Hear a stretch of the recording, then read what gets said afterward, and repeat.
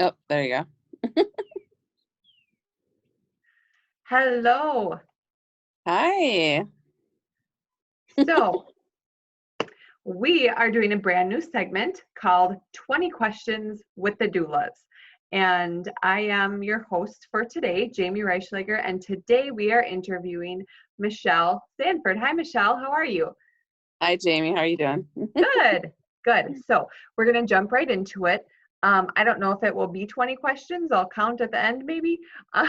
But let's jump right into it. So Michelle, what made you want to become a doula, or how did you start? Wow. Well, actually, it was having my daughter at a later age. I had my last child at 38. And I, wasn't even a thought when I was pregnant because I thought, that was a crunching thing. Yeah. And my husband at the time, this is my second marriage, this was his first, child. So I kept threatening like a home birth or something with it.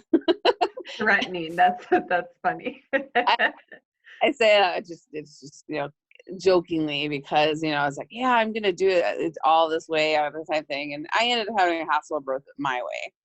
And so that got me thinking, because I joined like La Leche League, and even before when I was pregnant. So after my daughter, I continued to go and stuff like that. And I was actually sought out by Emily being in some of these groups. And she wanted me to be one of the original members, doulas, when she first started. And I was like, no, I can't do this. There's no way. This is not for me. A year later, I'm taking 3 trainings in 2 months and certified in 3 different areas. And I became a doula. So what are those 3 areas? I am a labor doula, postpartum and infant care, postpartum doula and infant care specialist, and placenta encapsulation. Awesome. So She's very persistent, isn't she? Yes. And then I don't do it halfway. I go all the way. So I was like, I'm doing it. I'm going to do all 3 of these because just because. And I have an education background. So I was like, okay, this is speaking to me. I got to do this. And yeah, I haven't looked back ever since. So. And what, talk a little bit more about your education background.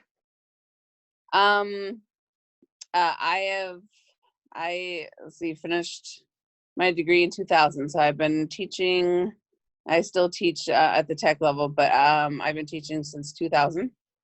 Okay. I've been in school for 9 years, and now for about 9-10 years, I've taught GED classes at a local tech here in Bay. And I don't know, I love teaching. I love working with people, not at really high level content. I love seeing the light bulb moments. And that actually is kind of part of what I was drawn to being as a doula as well, is that helping, that nurturing. So I see being a doula as an extension of teaching. Absolutely, yeah. Book smart. I don't I'm not an encyclopedia. That's Emily. I am the calm in the moment person. Yeah. Like the organizer. Yeah. Isn't it such an interesting blend of like the book knowledge, like you said? So we all have the knowledge that we need to have, but then applying it in the moment and having like that emotional intelligence, and it's that blend of when to use what. Yeah. Cool. So would you say that's your favorite part of being a doula, or what part is your favorite? Like in which area do you really shine? Postpartum. Yeah.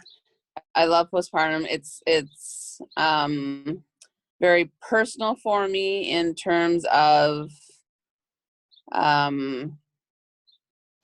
a time period in my own experiences, especially any chance I can get to bring perinatal mood disorders to light, not out of the darkness, and into the light in terms of, yeah, they exist, and it's not a default. It's there. Right. Thing. Yeah. Yeah. And sleep is such a huge part of that too. And I feel like with postpartum doulas, that's such like almost, I don't want to say half because it's not really half, and how would you even quantify that? But it's like, right. If you can get these moms some dang sleep, then half that stuff just goes away anyway. Whoops, I'm throwing things around here. Yeah, so that's great. That's really awesome. Anything else you want to tell? You want to tell the listeners about your family, or anything else about your background? Well, I guess another thing that I bring to light experience-wise is I moved around a lot. So I've moved about 19 plus times. I think I stopped counting after 19. In my lifetime, both my parents were in the military, they were Air Force. And then my dad worked for the government with the FAA. So I have a lot of experience adapting to change. And you just go with it at the moment, and dealing with a lot of different types of people. So because of that, that's where a lot of my, like, I don't have, like, even growing up, I didn't have like one kind of like niche of friends. It was all over the board, except for my band friends. Stuff like that. But, and that's how my last move in high school is how I met my husband now. And we were in band together. So what instrument did you play? I played the clarinet and bass clarinet. Okay. Yeah. Cool. Now, was that just concert band? Did you do marching band? Did you do pep band? Yeah. So to clarify, band in where I ended up graduating from high school in Oklahoma is very competitive. So what I've learned about the schools around this area is they have no idea what band really is. Yeah. We went to competitions at colleges. Marching was huge. 6:30 practice every morning at school. Practice after school as well during marching season. We went to at least 2 or 3 competitions every school year. And then after marching season, I was in one of the higher bands, symphonic bands. And I was usually like 3rd or 4th chair. So, and I also took lessons from a professor at a local university in high school as well. So I learned at the time, I can't do it necessarily now, but I learned to play jazz. So that was really cool. Sure. That sounds really intense. Like, who would have known? Michelle, the competitive clarinet player. See, these are the things that we don't know unless we sit down and have an interview. So maybe there's a potential client out there who's like, I'm a competitive clarinet player too. Who knows? Well, sports weren't, I guess some people would say, I wasn't exactly into sports. I did sports. I did track and field. I decided to go for cross country my senior year. And then I was actually a youth bowler in high school. So I actually did, amateur youth bowling competitions. Wow. As well. So, I mean, there's not much to do in Oklahoma. So. Well, it sounds like you kept busy. Yeah, that's it. My dad kept us, pretty busy in that aspect of school is important, and then, some extracurriculars as well. So. Awesome. Yeah. Cool. Well, this next segment that we're going to do is called, this is our lightning rapid fire round. So don't be too scared, but super random things. Just say the first thing that comes to your mind. And yeah, we'll go from there. So we'll start off pretty easy. Coffee or tea? Tea. Talking or texting? Talking. What is something that you could eat for 1 week straight? Dark chocolate. Dark chocolate? Yes. Same. Super strength or invisibility cloak? Invisibility cloak. What is your middle name? Marie. Say something in Spanish. Buenos dias. What is your favorite city besides this one, Green Bay? Oh, that's a hard. Favorite city besides. Oh my gosh. That I actually went to. You know, I actually don't forget the name.